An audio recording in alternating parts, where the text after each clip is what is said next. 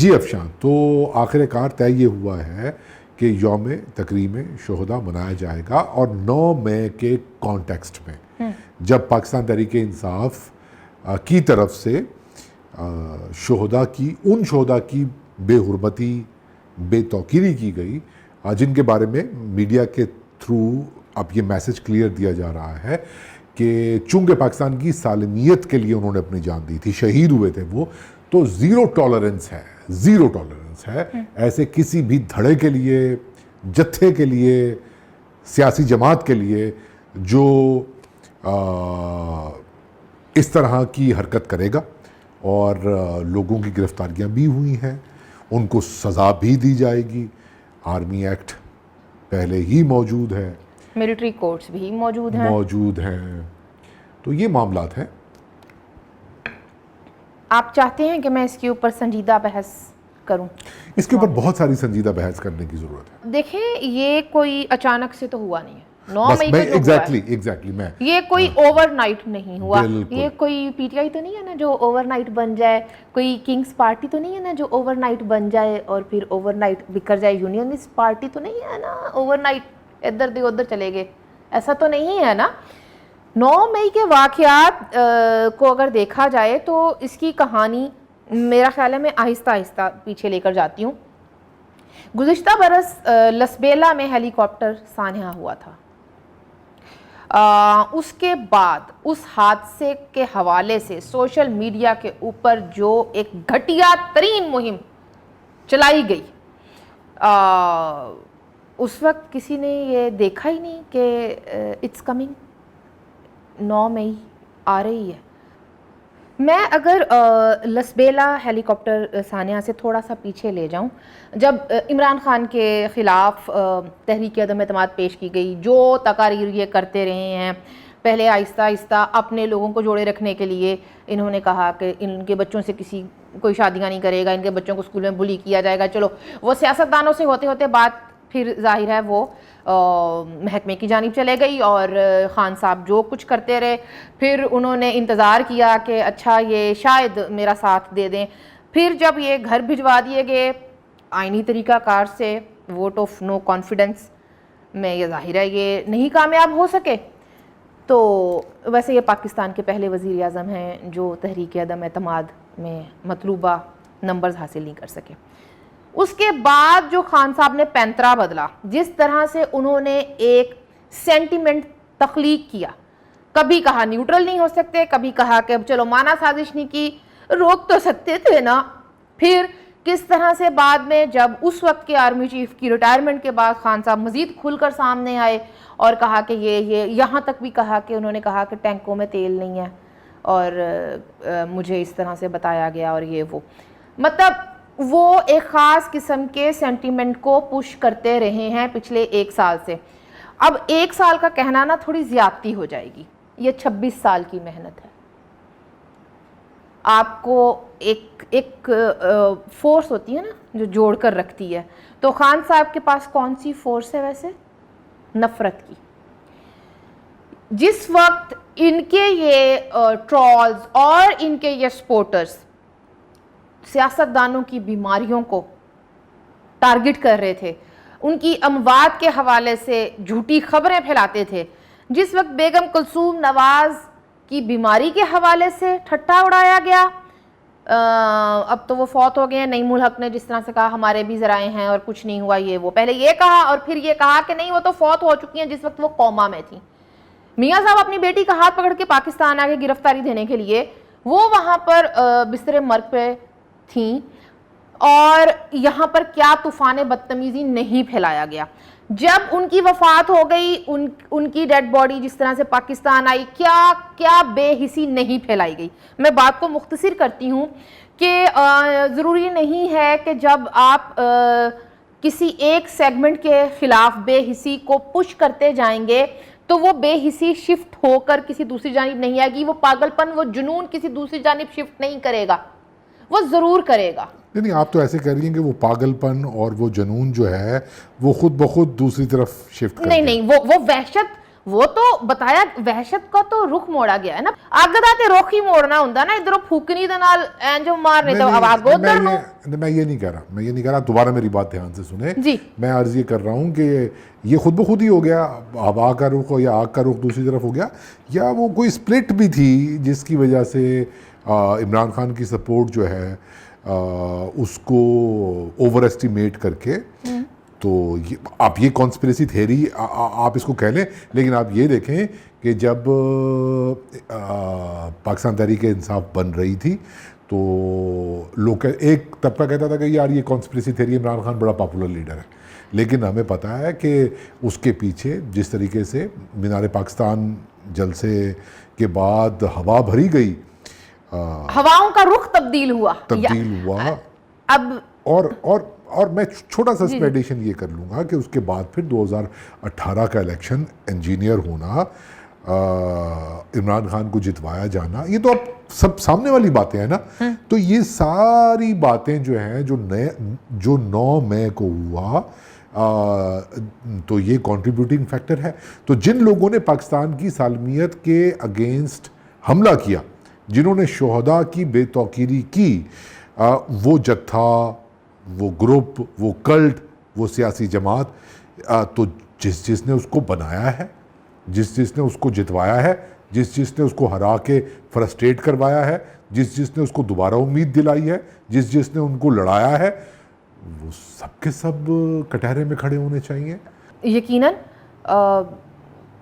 जिन्होंने वतन के लिए खिदमत सर अंजाम दी हैं, वो किसी भी शोबे में हों, किसी भी शोबे में हों, उनकी शहादत उतनी ही मानी खेज है जितनी किसी वर्दी में जान देने वाले की शहादत नसीब, जितनी किसी एक रंग की वर्दी में जान देने वाले की। पुलिस एहलकारों की बात हो, वापडा के मुलाजमीन की बात हो, डॉक्टर्स की बात हो, किसी सियासी वर्कर सपोर्टर की बात हो, या किसी सियासी लीडर की बात हो, अगर इससे भी पीछे चली जाऊं, अगर तकरीम शोहदा की तकरीम का दिन मनाना है तो हमें मेक श्योर करना पड़ेगा इस बात को कि जिन शोहदा ने कुर्बानियाँ दी, मुल्की सालमियत के लिए अपनी जान का नजराना पेश किया, उन सब की इज्जत करें और करवाएं। ठीक है ना, मीडिया के थ्रू या जैसे भी आप तालीम दे सकते हैं, जैसे भी आप रियलाइज़ करवा सकते हैं। लेकिन एक छोटी सी बात, लेकिन उन तमाम शोहदा की तकरीम को मेक श्योर करें जिन्होंने मुल्की सालमियत के लिए अपनी जान दी। इस मुल्क में जुल्फ़कार अली भुट्टो शहीद ने आइन की और जमहूरियत की और मुल्की सालमियत के लिए अपनी जान दी। अदालती कत्ल हुआ।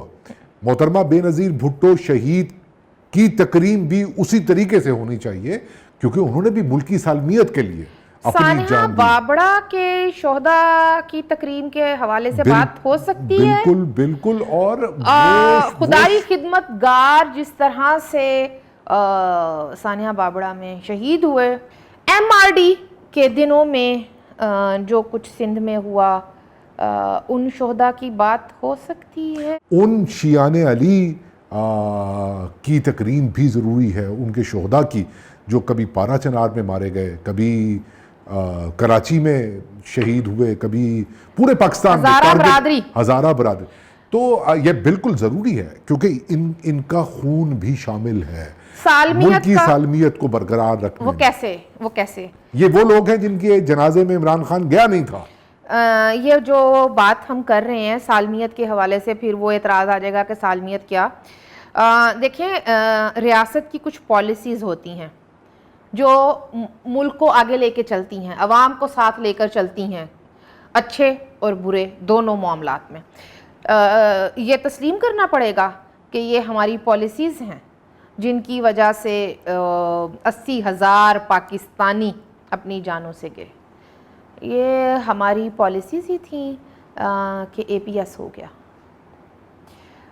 दहशतगर्दी का जो यहाँ पर बीज बोया गया ज़िया के दौर में, वो हम आज तक उसकी फसल काट रहे हैं। कर्नल शुजा खानज़ादा, बिलोर ख़ानदान, ANP का सियासी वर्कर और सपोर्टर जिस तरह से शहीद होता रहा है, सलमान तासीर भी, शहजाद भट्टी भी इसमें शामिल है।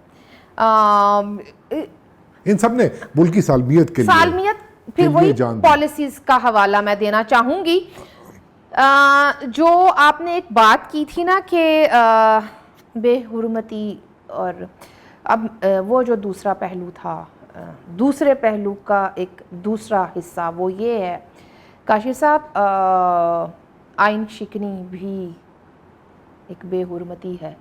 जितनी अहम हमारी आर्मी है उतनी ही अहम मुल्क की सालमियत के लिए हमारी पार्लियामेंट भी है, हमारा आइन, हमारी एक मिनट, सुप्रीम पार्लियामेंट है, सुप्रीम पार्लियामेंट और आईने पाकिस्तान साहिबान है। तो जब भी पार्लियामेंट को तोड़ा गया, जिन लोगों ने भी पार्लियामेंट को तोड़ा, उन्होंने बीज बोया 9 मई का, जिसको काटा हमने 9 मई को। अब देखिए ना, अब इसमें मुशर्रफ का कू भी आता है, इसमें ज़ियाउल हक का कू भी आता है, इसमें अयूब खान भी शामिल है। इसमें सिर्फ यही शामिल नहीं है, इसमें छोटे मोटे धरनों के सहूलतकार भी शामिल हैं। सॉरी, देखिए हम तो कांप जाते हैं, हम तो कांप जाते हैं, तो वो बातें भी नहीं कर सकते। जिस वक्त सियासतदान को, अवाम के मुंतखब नुमाइंदे को अदालतों के जरिए से ताहयात नाहलियां करके घरों को भिजवाया जाता है, क्या वो बेतौकीरी नहीं है? कलेक्टिव विजडम की, अवाम के फैसले की बेतौकीरी नहीं है? जिस वक्त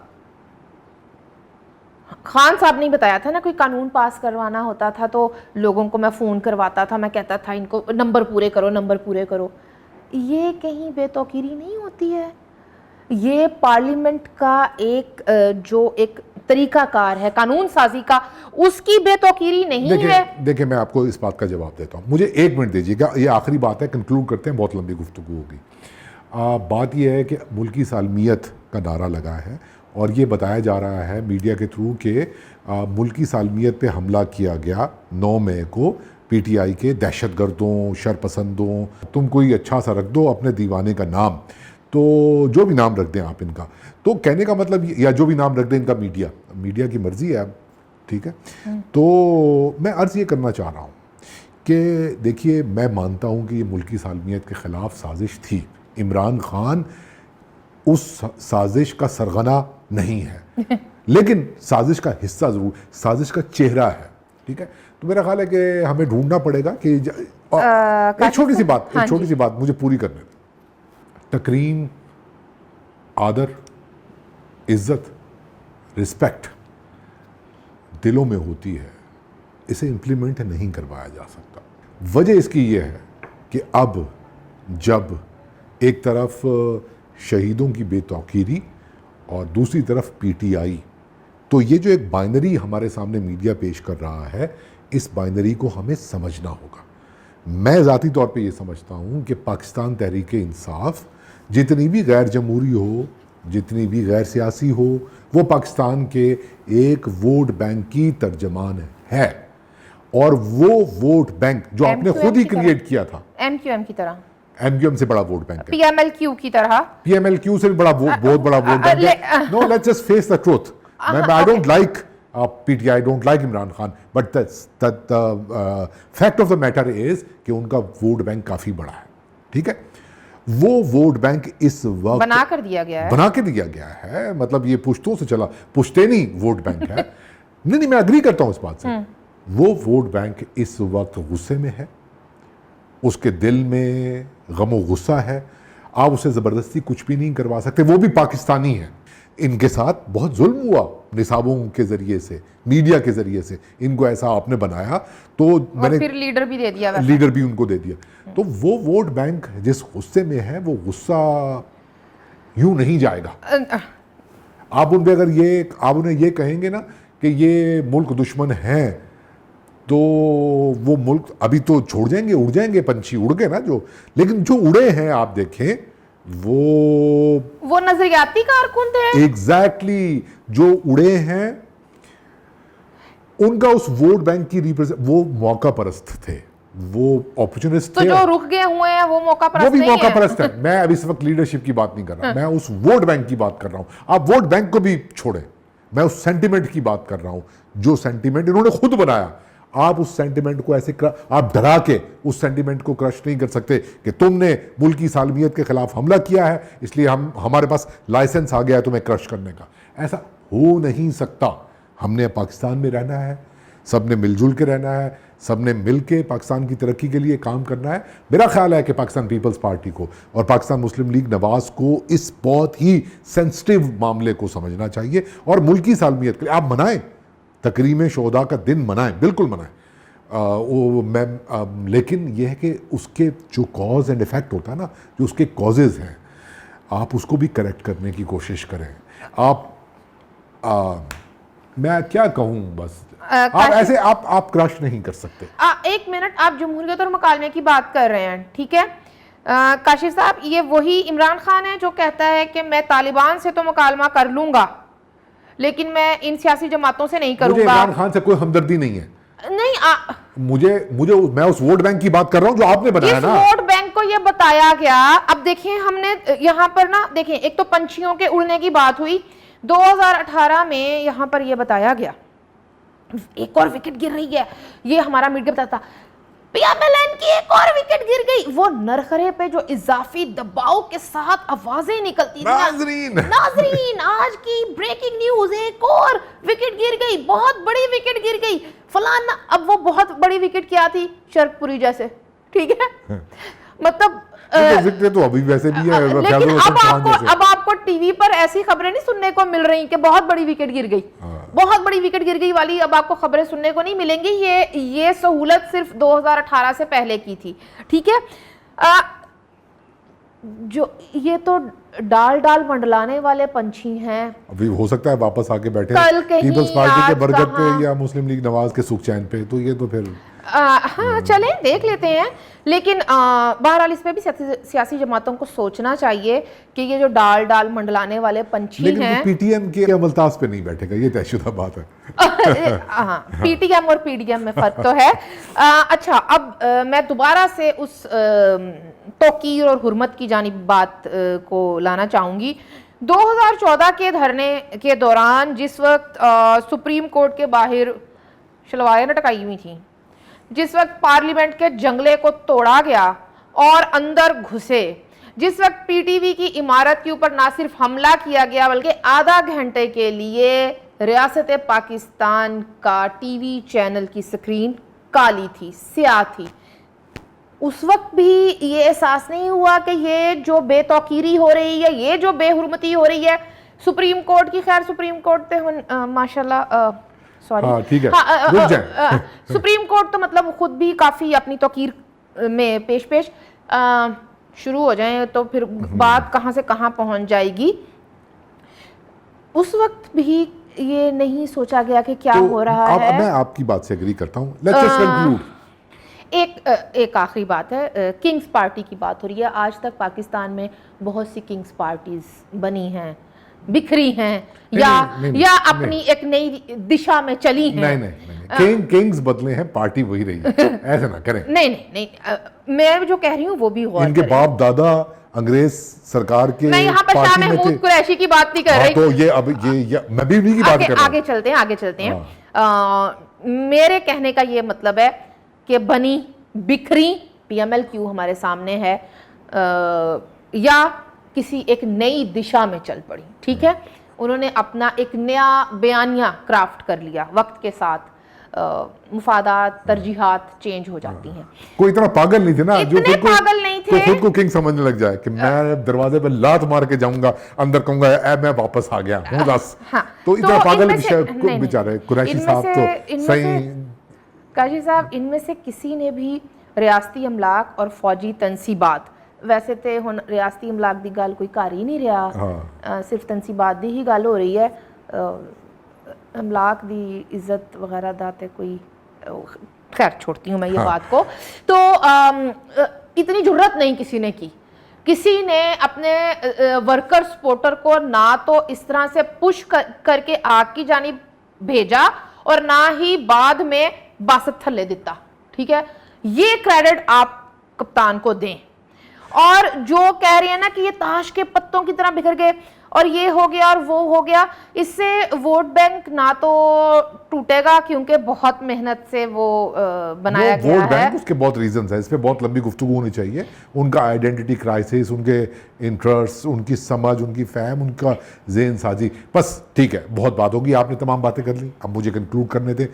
इस पूरे मामले में किंग्स पार्टी एक तरफ, और जो पार्टी वाक़तन अवाम की नुमाइंदगी करती है, पाकिस्तान पीपल्स पार्टी, पाकिस्तान मुस्लिम लीग नवाज़, इन दोनों को सोचना चाहिए कि इस वक्त ये जो एक सफ़े के सरूर में सरशार हैं, इसके ऊपर थोड़ा ध्यान दें। और कोई बड़ी बात नहीं है कि इस वक्त जिस तरीके से लड़ाई में पीटीआई का थोड़ा यानी कि मुश्किलात का सामना है, कोई बड़ी बात नहीं कि थोड़ा सा वक्त गुजरने के बाद या तो ये कि पीपल्स पार्टी और मुस्लिम लीग नवाज़ आमने सामने खड़े होंगे, और हो सकता है कि पीटीआई जो है वो एक पीपी के साथ हो। या नो बिग डील, इसमें हंसने वाली बात नहीं है। नेचुरल अलायंस, फिर मेरा मुंह ना खुलवाएं आप नेचुरल अलायंस का, फिर आप बस रुक जाएं और ये पर्सनल लड़ाई शुरू हो जाएगी, इसको छोड़ दें। तो जब इनकी आपस में लड़ाई होगी और फिर मीडिया जब साइड लेगा तो फिर मामला कहाँ जाएंगे? ये स्टेटस को ऐसे का ऐसे ही रहेगा। क्या आपने कुछ इकोनॉमी को बेहतर करना है, या आपने इन 20-22 करोड़ लोगों के लिए कुछ करना है, या बस ऐसे ही आपने पावर शेयरिंग के अंदर वो जो एक साइकिल है ना, उसी के अंदर घूमते रहना है। जैसे बचपन में हम खेलते थे ना, जिसमें एक कुर्सी कम होती है, शुरका की तादाद से एक कुर्सी कम रख के उसके इर्द गिर्द घूमते रहना है, जेड़ा बैठ जाए जेड़ा डिग जाए और साइड पे एक कुर्सी भी बाहर। ये अब मतलब सियासी जमातों को खुद ही सोच लेना चाहिए। आपने बड़ी अच्छी एग्जांपल दी, बहुत सारी मिसालें हैं जहन में, लेकिन उन मिसालों को किसी और दिन डिस्कस करेंगे। बहुत हो गया, तो पंछियों के उड़ने का टाइम हो गया है। मेरा ख्याल है क्या